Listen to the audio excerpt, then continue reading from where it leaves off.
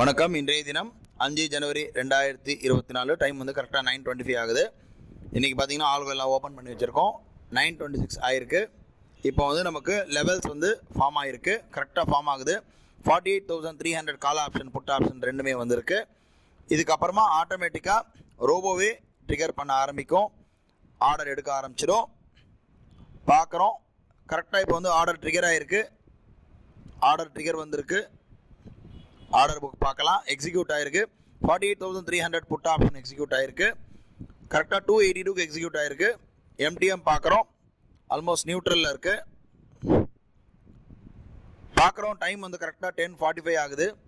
நமக்கு இந்த 48,300 எடுத்தது பார்த்திங்கன்னா கரெக்டாக வந்து நம்ம 282க்கு எடுத்தது 356க்கு நமக்கு கட் ஆகிருக்கு.